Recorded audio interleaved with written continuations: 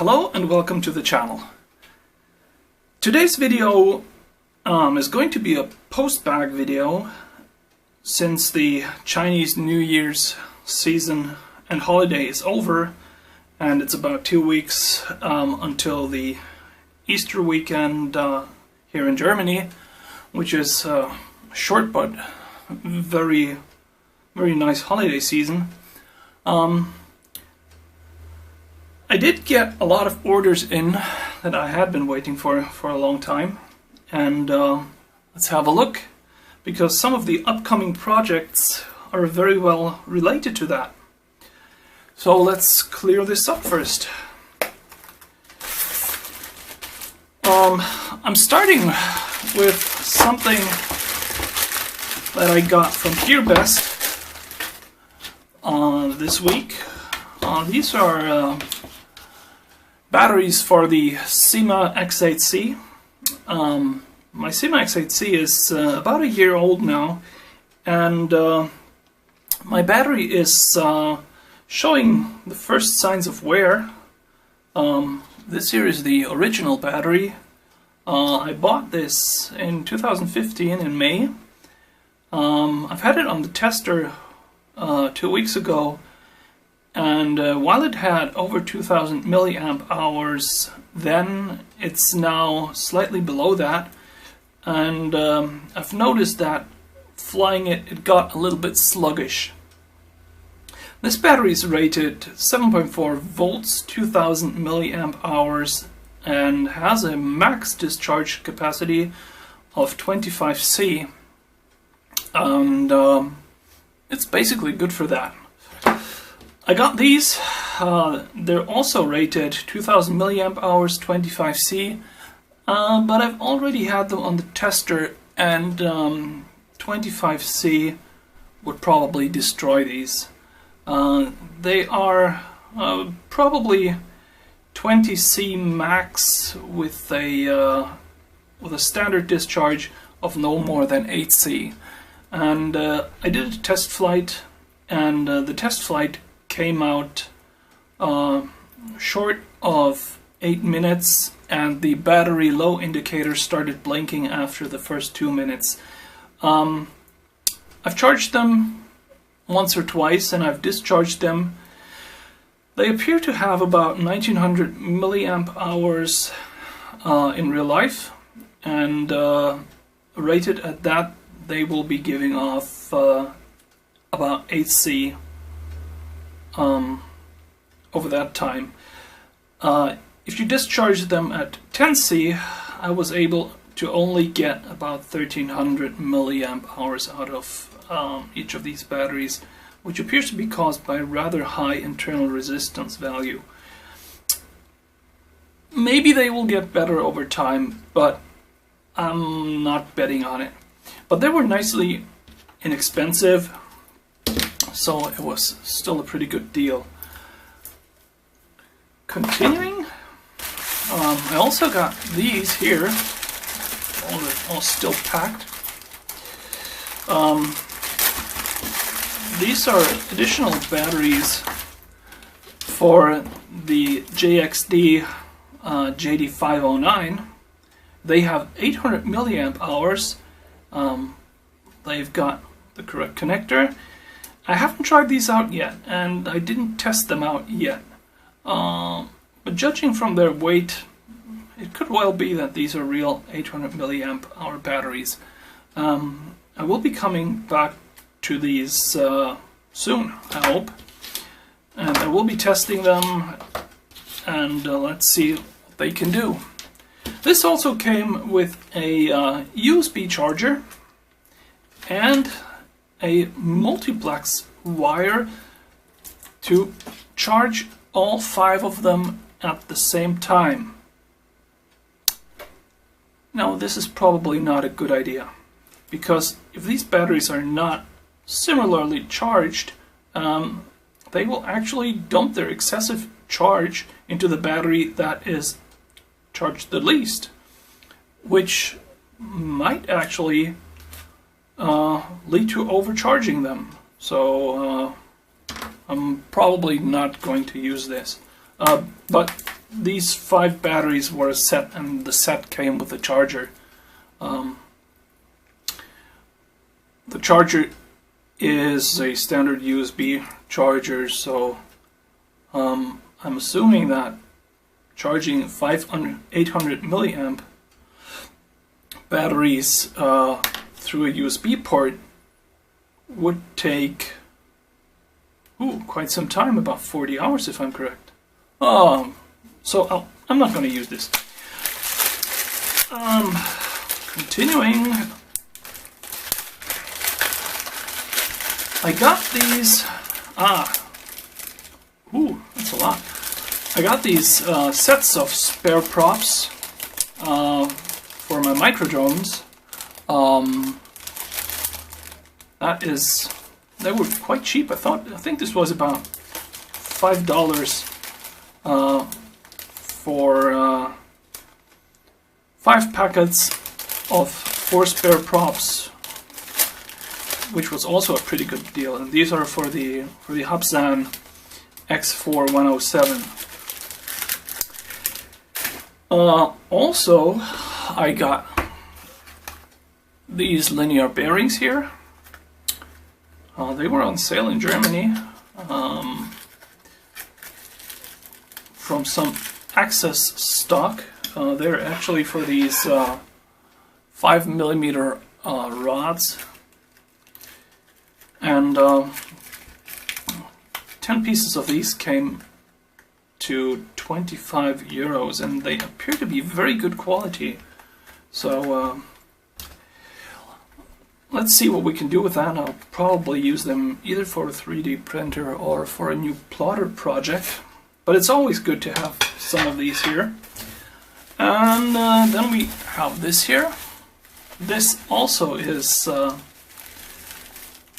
think these are 10 linear bearings, but they're not 5mm, but actually they're 20mm. They're really big.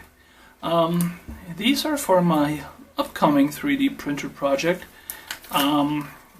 where I'll be trying to build a 3D printer with the build area of about 1 meter square. I'm not sure about build height yet, and it will use a fairly large extrusion nozzle, which I also have to still build. So, lots to do. And continuing, I got this. This is a big box. Just came in today. This is a JD509, but this is the version with the 5.8 gigahertz FPV system, and I'm pretty amazed by this drone. This is so much fun to fly. I love the altitude hold function. I love the range. I'm getting over 100 meters with the drone that I already have, and this was on sale at GearBest, and I can't wait to try it out, because the 5.8 gigahertz system in these drones is compatible with my Fat Shark goggles, and that should be fun.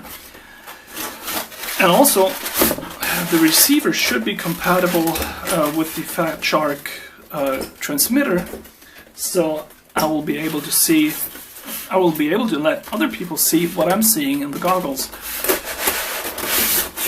Well, let's have a look at what's inside here. Oh yeah. Just to note, I have the 509V with the camera version, and with no FPV or 2.4 gigahertz, and that one came in a box that is substantially bigger than this one. So I don't know what's up with that, but it's a very small box, and everything's packed up really nicely. There's the tool set, there's spare props in here. There's actually an SD card and an SD card reader in here. which also wasn't the case with the cheaper model. So let's have a look at the receiver screen.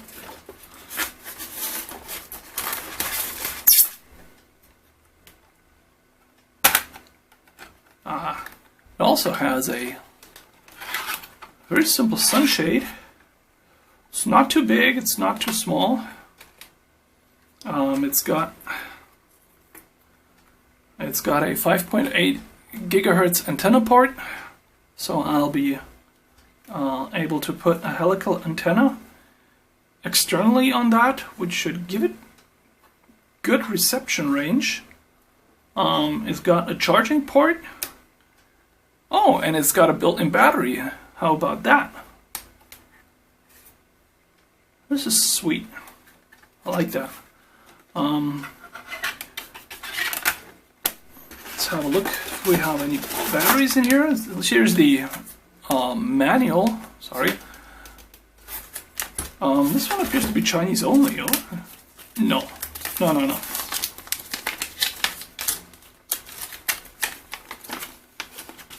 No.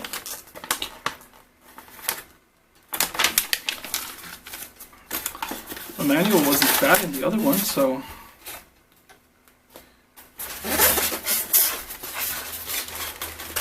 Okay, here we have the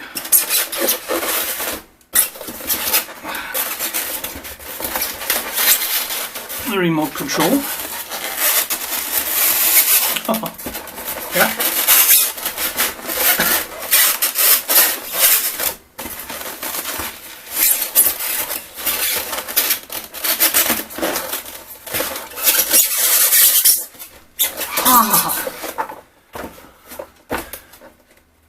I already have this in white. Now I've got a second one in black, which is probably cool, so I can fly together with my son. This thing is so easy to fly. If you're looking for something that is easy to fly, because it's got altitude hold, which is a nice function. It's got start and stop. It's light, and it's got very good range. It's perfect.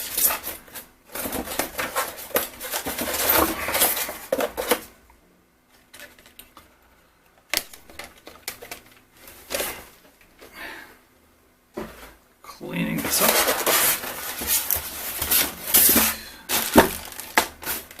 And apparently these batteries fit in here.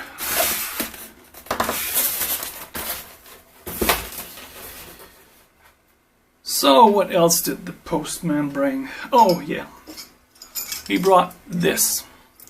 I've been having a problem with cooling a very small gaming PC, and I was looking for a cooler that was capable of cooling a i7 970 CPU, and it started out that I went out and bought a CPU cooler that was capable of getting rid of about 95 watts. And at first I got this one, which is apparently able to take care of 95 watts, but it didn't work. Then I sent out for a bigger one, so I got this one, which is almost exactly the same as that one, only the base is substantially smaller. It's also copper, and that one didn't work either.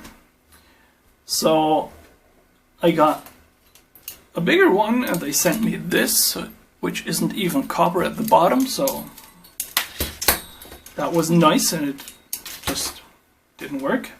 Then they sent me this one, which is copper, but somebody took off the mounting ring, and I didn't see that in the item description, so I had another one. And well, then I got this one, which is aluminum at the bottom. And finally today I got this one.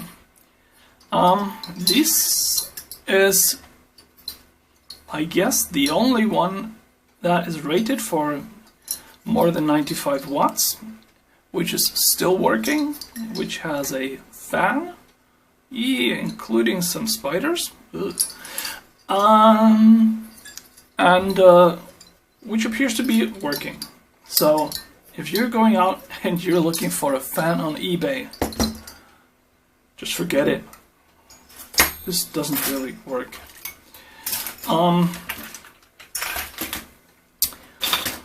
Also, regarding upcoming projects, I will be getting something soon. Oh no, wait, I still have something. Ha! I got some cooling paste. This is liquid metal cooling paste. I got this from eBay, and usually when you get this, it has a date stamp on it to tell you when it was manufactured, because this stuff goes bad after about half a year or so. And I bought some other heat transfer paste, and this one also came without a date on it, and I've tried it out and it's rubbish. So I'll have to see what I can do with that. Also, in the next couple of months, just a second, I will be showing off another one of these. This here is the packaging from the original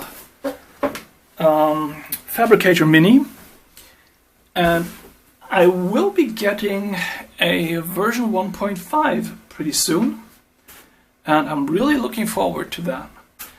Apart from that, I have been spending a lot of time doing benchmark prints on different 3D printers. For example, this one here is from the Fabricator Mini, and I've been doing them on the Malian, and I've also been doing them on some of the other printers that I have. And I've come up with a very simple way to judge the performance of printers by doing sample prints and then actually measuring the result, not only looking at it if it's good or bad, but actually measuring wall thickness, length, things like that, to get very simple results, and to actually find a way to set up your printer better. But for today, this is it. Thanks for watching, and I hope I'll see you back.